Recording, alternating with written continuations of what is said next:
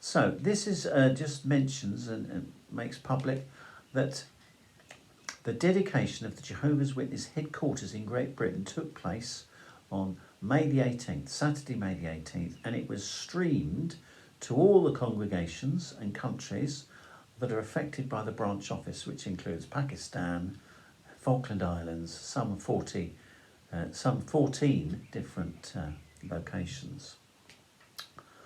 Now, Jehovah's Witnesses first had a large complex or a large group of buildings in Mill Hill in London, and as the number of workers grew, they had to keep buying other properties around London, more than 20. So then they had to have a minibus service to bring people into work. Now they've got one centralised complex covering some 33 hectares, which is about over 60 acres. So it's a huge area, but everybody can live and work at the same location. And I'm just going to refer a few comments to this constructionmanagement.co.uk that talked about this, because some of their members did work. Outside contractors did work for Jehovah's Witnesses, and this is what they say. What happened, in fact, Jehovah's Witnesses eventually found one united site out of a search of about 300. They acquired the property in around 2014. They went to the local council and got planning permission in 2015, and the first company to start work was in building foundations and piles, and they're called Van Elly from Belgium.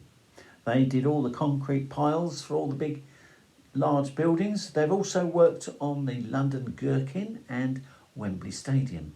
And there was an interesting video in the right-hand corner about the contractors, the outside contractors, the work they did and the experience they had with working with Jehovah's Witnesses. A really good video.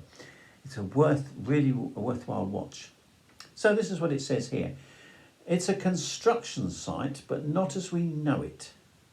Walking around the site looks more like a promotional video for the industry that it should be like, especially for work equality. He says there are a lot of young people on site. Lunchtime in the large canteen, one of 3 sittings, is a bit like being at university. Walking around, watching the workers there are almost as many women as men. Everybody is happy here. It says everybody is doing this because they really want to be here. A mind-boggling 40 million volunteer hours have gone into this 40,000 square metre project, which will be a live-work campus and the new UK headquarters for Jehovah's Witnesses. It is actually several projects in one. 6 residential blocks, a central building for events, which you'll see pictures of with regards to the dedication, an office block, 2 warehouse buildings, a sports hall and a swimming pool. So that's what they have to say about that. Dedication, it just is basically Jehovah's Witnesses, although it was constructed and completed by 2020, they've moved in and been using the facilities, but there was disruption, wasn't there, to a lot of things because of COVID. So that's delayed the dedication programme till now. So this is the concluding comments. Now, comments about the women volunteers who do some really muddy jobs, and there's a woman plasterer on there who's got more experience than the male plasterers. Some interesting comments. They've got comments and their experiences, and that's in the top left-hand corner. That's really worth looking at. It only did about 4 minutes. Anyway, these are the concluding comments by a governing body member of Jehovah's Witnesses who gave part of the dedication talk.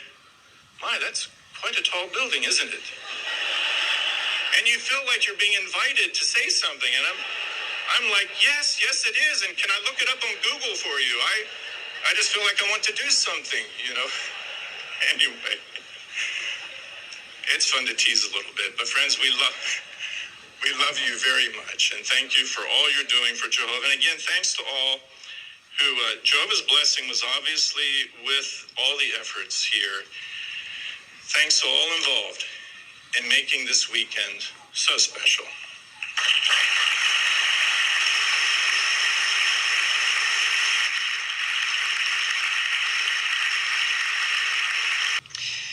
I'm sure, brothers and sisters, we've all thoroughly enjoyed our special meeting today.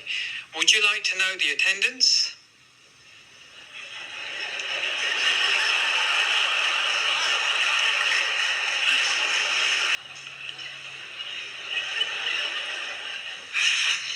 So from the figures we've received thus far, we have 117,657 enjoying the program today. Well, that is outstanding, isn't it?